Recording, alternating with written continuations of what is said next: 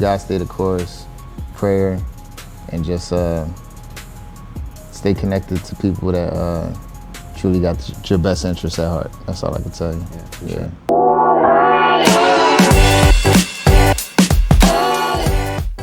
What's up, everybody? WHYY. We're back for another episode here of Beyond the Brand, where we talk to entrepreneurs, creatives, and professionals doing things around the city and beyond. Today, we're here with George Morse, who's an active mentor, runner, and somebody just dedicated to uplifting the community. So you want to tell them more about yourself? Yeah, good morning. First of all, I want to say thank you for bringing me on, man. I love what you're doing here with this space, being a creative and making it available to creators and leaders in the Philadelphia community. Yeah, a little bit about myself, man. George Morse, Southwest Philadelphia, Philly born and bred. Come from humble beginnings, got a background in just, just being a community servant. Grew up, spent a lot of my time in athletics to keep myself out the trouble in the inner city growing up, because it was a lot out here, to keep me distracted and my peers distracted too. So by the grace of God, I'm grateful to be where I am in life today, and thankful for all the partners and the organizations that I get to take part in, like the ones that we volunteer with, like 100 Black Men in the running community. I run with Black Men Run, and also run with a lot of other Philly running groups that are doing great work out there. So, and I spend a lot of my time out in Philadelphia doing like mentoring, also providing like security consultants to like the schools and stuff like that to help out with the students, and community violence intervention. So where do you do most of your work at in Philly? So most of my work I do, as far as like professionally, I actually work in law enforcement. Okay. So I serve as a sergeant with the sheriff's office, and I've been I've been in law enforcement actually for going on 20 years actually. So that's how I got into like helping out with like public safety and security and things like that when I get called in for like violence prevention initiatives and things like that. 'Cause with Black Men Run and Swagger House Run Club, we got the Hood to Hood Run series that we do in the summer to try to curb the gun violence. Because most of the stuff I do is more so of my volunteer work, more so of my fitness attributes and things like that I put out. But if they was following me on, say, like a LinkedIn, on that social media network, you would see like the different, that's where I probably like broadcast most of my professional and also volunteer work and, giving back to the community. So, yeah, but if you personally know me, you would know. Yes. How did you get into mentoring? Is there a defining moment that you're like, yo, this is my calling. I want to put more of my effort and more of my time into this? So we can start off with, let's say, mentoring. So mentoring, I was actually probably when I was working, I knew an educator in the Philadelphia school system. And he reached out to me because I was a young Black man that worked in law enforcement, criminal justice system. And he was working with students that were like in one of the toughest school systems and schools in Philadelphia. I believe it was the YouthBuild Charter, to try to keep them out of trouble and on the right course and prepare them for, for life. And he asked me to come in and speak, and I was glad to do it. And I was like, wow, I get a chance to go speak to the youth, who growing up in the same environments that I grew up in. So once I had that opportunity, I got to touch base with them. It was real relatable, and I let them know what was waiting for them if they didn't, do what they need to do to stay out of trouble. And I was like, it's not a place that you want to be. It was actually a culture shock to me, and it's basically not a system set up for us to succeed. So. Years later, as I kept going out to the schools, I was sought after to go and speak on a panel with 100 Black Men in Philadelphia, where I actually serve as a mentor. And shout out to them brothers over there, man. They took me under the wing. Good work. I started volunteering with them for the last 2 years. I became official member last year, 2024. And since then, I've been rocking with them, man. Just helping out on field trips with our Saturday Leadership Academy and things of that nature. You want to talk a little bit more about the 100 Black Men and what they do and what you're doing for them as well? Yeah, so 100 Black Men of America is a national organization. I'm a part of the Philadelphia chapter. I am too. Yeah, that's my brother right there. Appreciate you. Yeah, so our motto is what they see is what they'll be, and mentoring over a lifetime. We have 4 pillars, and our 4 pillars is mentoring, education, health and wellness, and economics. And those are what we teach our mentees about and try to, push them in the right direction. We try to it's a diverse group of brothers, man. A lot of different professional backgrounds, a lot of entrepreneurs, a lot of brothers doing great things in the Philadelphia region and also nationally. So it exposed me to a lot of different people in the network that are doing great things and built relationships. And it's all about relationships, networking, and building up our future generations. Yeah. So I'm glad to be a part of that organization, man. And what do you see from a lot of those kids that, you know, that you're working with and trying to mentor? What I see is that they're really grateful and appreciative to have a black man in their lives as a mentor. You know, you never know what kind of household someone is coming from, whether they coming from a single parent household, whether it's they're being raised by other family members. Yeah. So filling that void in those young men's lives it plays a major role, and it can help them stay on the right track, you know, and protect them from the other systemic risks that's out here in the inner city. Yeah. You talk a lot about like running your own race, yes. Things like that. So what does that mean to you? Beyond just running? So to me, running your own race is really like, you know, just walking in your calling, staying in alignment with what God called you to do. Whatever your gifts is, your talent, your potential, you know what that is. Yeah. That's going into it. Yeah, it's planted into you. So don't get sidetracked of what's going on in front of you or what's going on social media. You know, lock in. You know, we got to learn how to like unplug and you know, focus on our gift and our craft. Yeah. And you know, and just get out here and make real connections and align yourself with people who share common values with you. Yeah. You know what I mean? And just, you know, just continue to soar, man. It's not going to be easy, but, you know, you got to move at your own pace. Yeah. What got you into running, and how has it changed your mindset and affected like what you do on an everyday basis? Got you. So I got into distance running back in 2015. How many marathons and half marathons have you ran? Man, I ran probably like over a dozen half marathons, man.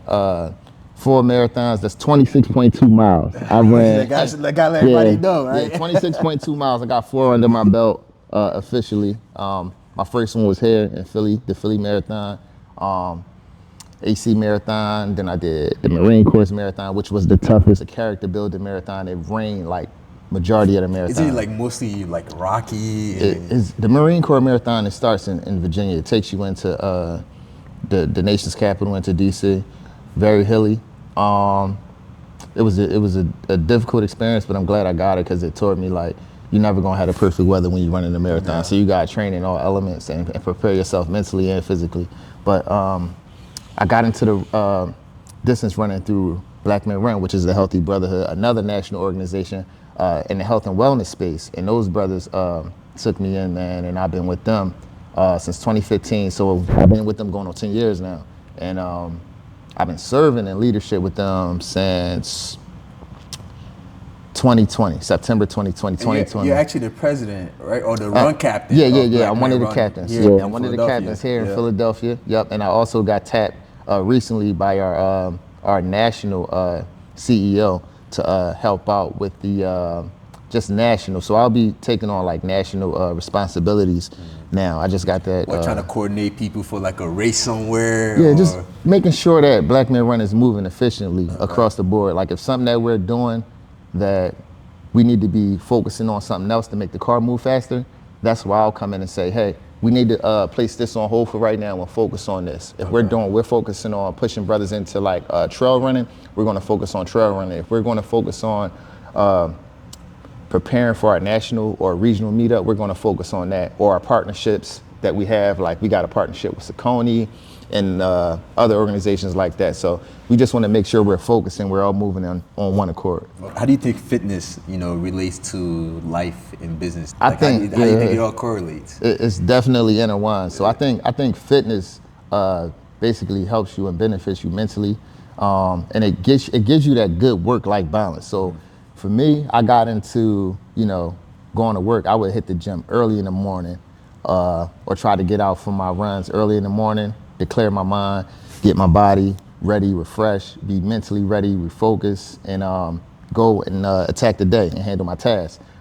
It just helps you just move with clarity, and you just be on point and alert, and you be more positive, and you have a more positive outlook on life. So it definitely, you get a workout in the morning, you feel man. like your day's accomplished. Yep. That's it. Especially if you got one of those positions, if you sedentary, you stationary at the job. I know a lot of people is doing like the work from home and they're in a remote work. So you have to get outside. You got to get outdoors, man. I'm big on being outdoors and getting in nature. You touched on this a little bit. How does movement, how does that affect your mind? How do you personally use that to like handle your stress and life challenges? So movement is core, and it should be core and essential to all of us, because movement is the song of the body, and they say movement is proof of life. So if we don't get up every day and do something, whether you're walking, whether you're stretching, doing yoga, getting in some type of gym activity or running, cycling, whatever you like to do, it's good to do that. We got to move our bodies. We got to keep our respiratory, our cardiovascular system going and moving, because it helps you think more clear, it helps you mentally and physically. And also, that's one of the big things behind Black Men Run, why we got into running, because the Black community, we suffer from heart disease, hypertension, cardiovascular disease, and diabetes. So all these things that we're doing, just being active in our community and encouraging other people to get up and get active, it actually benefits us all physically and mentally. For people that are not active right now, what do you think a small daily habit that they can do to kind of like start to improve like their physical? All right, so with a small detail that you can add into your life, 30 minutes. I'll just say 30 minutes of movement, whether that's walking.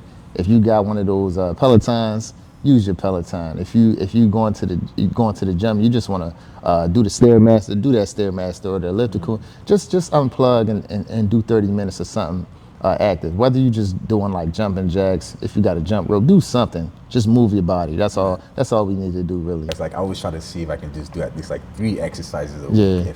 Just that. And if I can get like, if you just set that minimum goal of just like, this is what I want to commit to, is way easier than trying to set that bigger goal, right?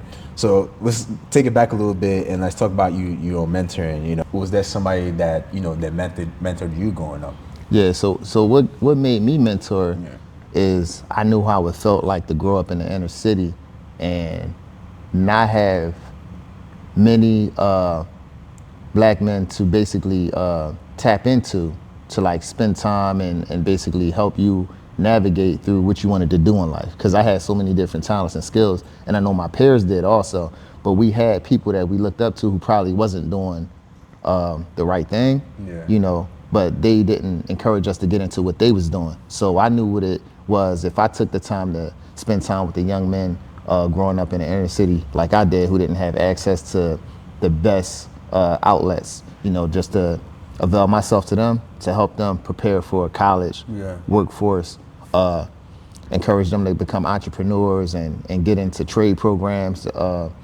That right there, that was the push for me. Being there for somebody, it means a lot. So is there anything that you try to pass down to the kids that you work with, and like any particular message?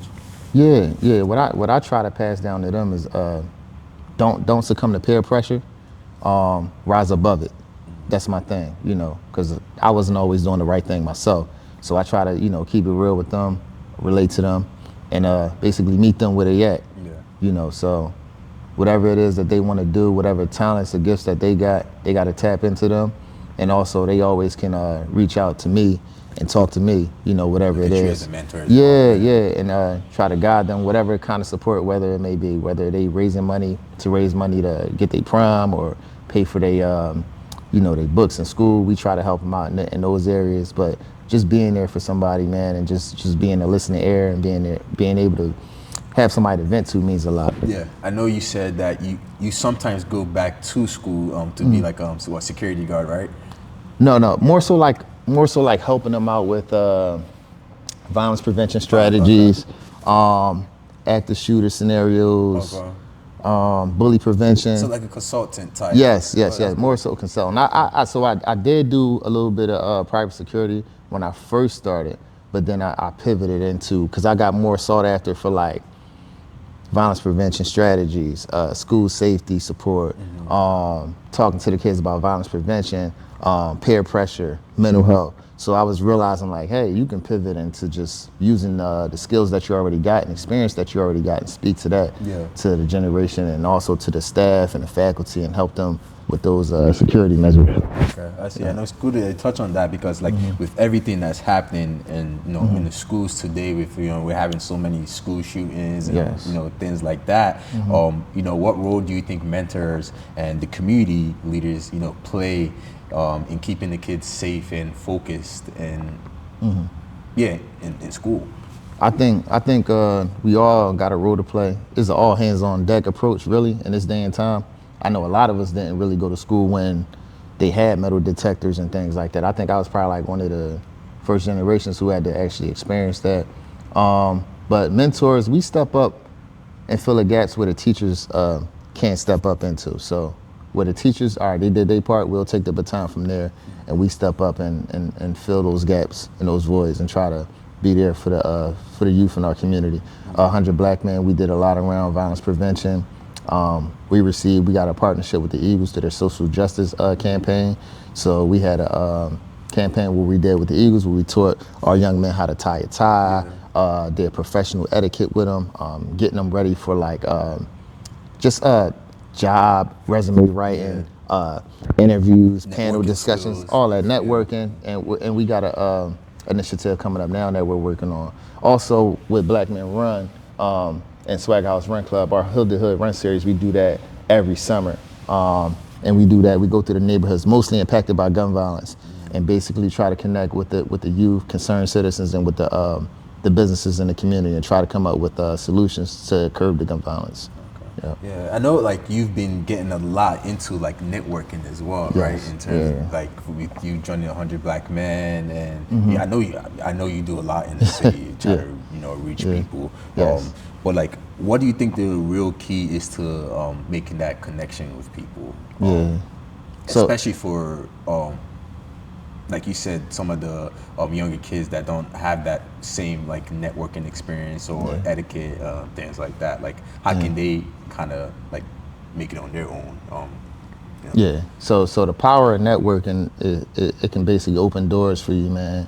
Because it's just like when you're going out to different events, and I'm a big guy with volunteering, going out with organizations. It opened so many doors and created so many relationships with me and got me in seats at the table where our community didn't have a seat at. So basically just getting out there, being yourself, connecting with people, being able to step up and basically just hone into what you already possess. Because what you have, somebody needs, and it's not probably being exemplified or amplified. So basically just continue to get out here, meet people, try to get yourself a mentor. Like me with LinkedIn, LinkedIn is a great tool for our generation and for the generation behind us. You can showcase your talents, your skills that you have, whether you're doing photography, whether you're doing anything as far as like entrepreneurship, whether you're a young professional. There are events that you can go to. There are organizations that you can join that do like social networking, different things, man. And it's really helped you, can open up doors and actually get you into like different positions that you didn't even see yourself being in. It's about being in proximity. Being in proximity. People you're around, you just never know who is around you, right? So they say knowledge is power, but really the application of knowledge is power. So once you get into these places, once you apply what you already know and what you can help with, that's when you start activating that power that you already have. Was there somebody that you met that just was like, this person made me start thinking differently or elevated me? Yeah, it's so many, man. I got different mentors, different in different seasons of my life, man. But yeah, it's most of the brothers at 100 Black Men, especially the old heads over there that took me in. Brother Bill, Brother Cheney, Brother Les, our president, President Price, my OG, Doug Reed. He does a lot in the community around mental health. He basically was the director of partnerships for Black Man Hill. That's a mental health organization. So many, man. I don't want to leave so many people out, but I got so many people that I can reach out to that I probably don't tap into as much as I should. But we connect, when the time is right, and they only one phone call away. Yeah. Yep. So what's the biggest challenge that you've ever overcome, and like what's your advice to kids that might be going through adversity right now? Well, for me, the biggest challenge I probably overcame was I'm a survivor of gun violence myself. So yeah. In my early 20s, I survived a gun violence incident, and survived that. Walked that off. Came out. Thank God for letting me make it through that, and I was able to share my story.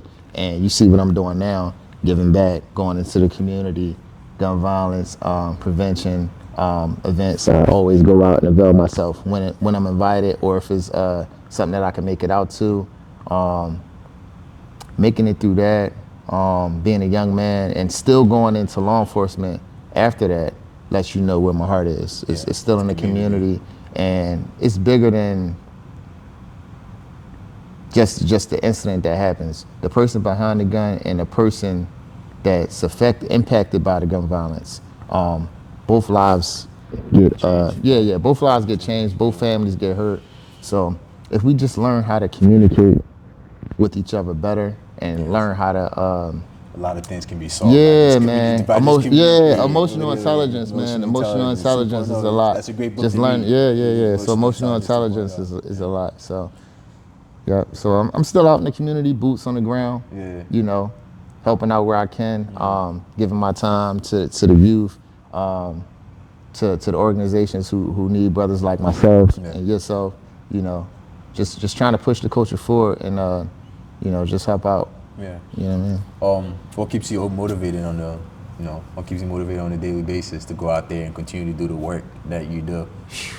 Motivated every day is just. Or just run. I mean. Yeah. What keeps me motivated really is just seeing the condition that our people are in our community, and just wanting to make my grandma proud. The one who raised me, took time to watch over me and my siblings, and she put a lot into me, instilled a lot into me. So always, I keep her around my neck, and just try to make her proud. And I know I made her proud before she transitioned. So that's who I do it for my loved ones and the people who took time to invest in me. Yeah. All right, couple questions for you. Other questions. All right. Yeah. Morning runs or evening runs? Morning runs solo. Yeah. Evening runs with the brotherhood. Okay. Yeah. All right. One quote that keeps you going. One quote that keeps me going. Man. Let's say, if you want to go fast, do it alone. If you want to go far, go together. African proverb. Okay. Yeah. All right. Dream guest, anybody that you like to run with, anybody that you like to have a conversation with, just to pick their brains? Probably one of my favorite rappers, Nas. Nas. Yeah. Okay. Yeah. When's the last time Nas dropped the album? He had the. He did a lot with Hit Boy in the last few years. Okay. They did like a couple back-to-backs. Yeah. If someone's watching this struggling, whether it's for motivation, networking, or their career, what's one piece of advice that you can tell them? Stay the course. Continue to persevere no matter what obstacles, what trials and tribulations come your way. Stay prayed up. And, just put one foot in front of the other and keep it moving, But you gotta stay the course, prayer, and just stay connected to people that truly got your best interests at heart. That's all I can tell you. Yeah, for sure. So where can people find you, connect with you, and how can they support what you're doing?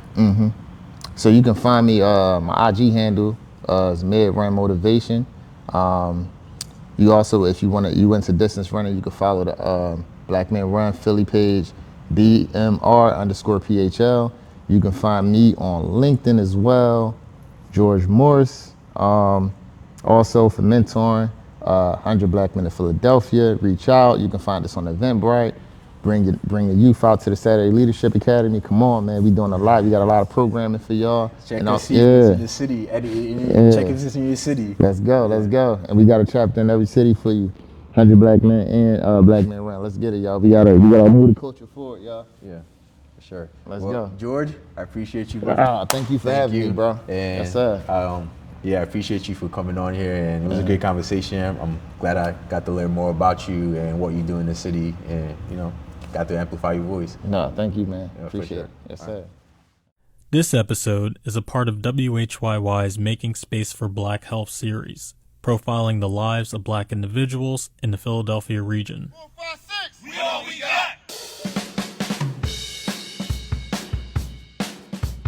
I'm glad that Black Men Run was created because we needed to be represented in this sport and in this space. It gives us a sense of purpose. It's healthy, it's therapeutic. It allows us to just express, what's going on in our lives. And it's just our safe space. We enjoy coming out. When you go out to like the major marathons and things like that, if it wasn't for like groups like Black Men Run and Black Girls Run, Black Americans, we probably wouldn't have the representation that we have now. So you don't know if you can be something until you see it. So I hope we're inspiring the youth and people that don't run now that see like this is a recreational activity that you can get involved with that can benefit you. The name says Black Men Run, but we're inclusive to everybody, anybody, any race, ethnicity. Yeah, I think it tells you how welcoming that Black Men Run is, that, we don't turn away no one that wants to run with us. We're here for the entire running community. Good morning, gents. We're going to get a warm-up done, then we're going to get ready to take off. We're going to try to take off by 7:30, so we got a 9-minute window. So we want to warm us up a little bit. 8, 9, 10, 11, 12. Yeah, I like 16. So I heard about Black Men Run from a former high school classmate. I seen that he was running with the group, and once I seen him running, I never seen a group of Black men running together doing something like this on the distance running level. So it was something I seen that I wanted to be a part of. We have a lot of different routes, so it depends on, who comes out. Will determine the level of difficulty the route will be. So sometimes we have a little bit more hills than others. Sometimes it might be a little longer distance than others. So it really just depends who comes out. If there's new runners, we try to keep it as easy as possible, as less lights as possible. So the route is created. We come together. We welcome any new runners out, and then we let them know how long the distance is going to be. Yeah. So we typically just see what's going on in the environment. We speak to the community. They love us when we come through the community as well. We speak to them, we just let them know what we're doing. We out here, we're encouraging health and fitness and wellness. We're also, we look at the different murals that's going on in the community as well. Good morning, sir. Big part. Have a nice day.